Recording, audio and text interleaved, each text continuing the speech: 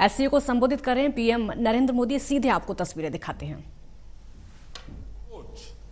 इस तरह की इनोवेटिव स्पिरिट को बढ़ावा दे सकते हैं। इसी सोच से पिछले वर्ष भारत ने पहले एससीओ स्टार्टअप फोरम और युवा वैज्ञानिक सम्मेलन का आयोजन किया। पिछले वर्षों में भारत ने अपनी विकास यात्रा में टेक्नोलॉजी का सफल सहारा लिया है। चाहे फाइनेंशियल इंक्लूजन बढ़ाने के लिए यूपीआई और रुपे कार्ड जैसी टेक्नोलॉजीज हो, या कोविड से लड़ाई में हमारे आरोग्य सेतु और कोविन जैसे डिजिटल प्लेटफॉर्म्स, इन सभी को हमने स्वेच्छा से अन्य देशों के साथ भी साझा किया है।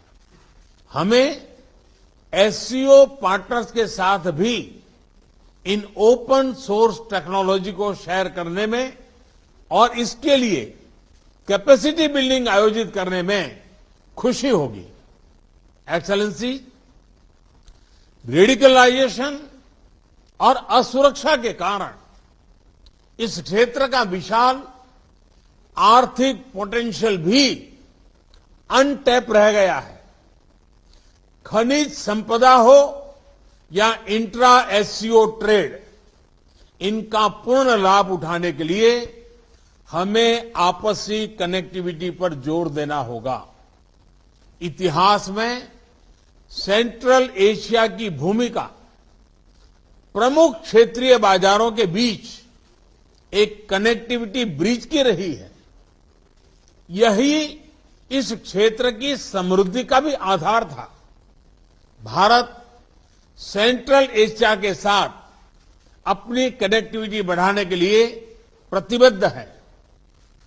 हमारा मानना है कि लैंडलॉक्ड सेंट्रल एशियाई देशों को भारत के विशाल बाजार से जुड़कर अपार लाभ हो सकता है।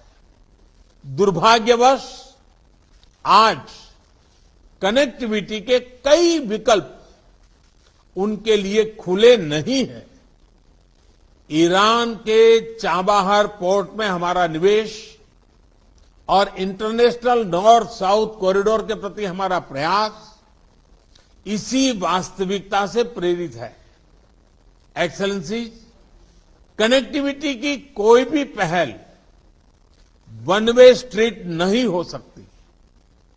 आपसी ट्रस्ट सुनिश्चित करने के लिए कनेक्टिविटी प्रोजेक्ट को कंसल्टेटिव, पारदर्शी और पार्टिसिपेटरी होना चाहिए। इनमें सभी देशों की टेरिटोरियल इंटीग्रिटी का सम्मान निहित होना चाहिए।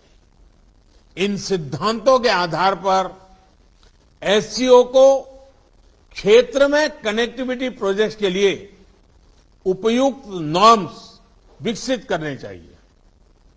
इसी से हम इस क्षेत्र की पारंपरिक कनेक्टिविटी को पुनः स्थापित कर पाएंगे और तभी कनेक्टिविटी प्रोजेक्ट्स हमें जोड़ने का काम करेगी, न कि हमारे बीच दूरी बढ़ाने का। इस प्रयत्न के लिए भारत अपनी तरफ से हर प्रकार का योगदान देने के लिए तैयार है।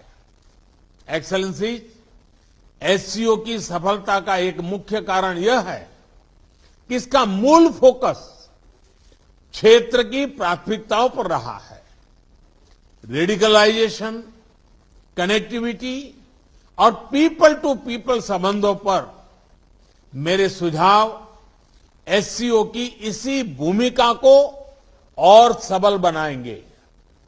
अपनी बात समाप्त करने से पहले मैं हमारे मेजबान राष्ट्रपति रहमोन का एक बार फिर धन्यवाद करता हूं।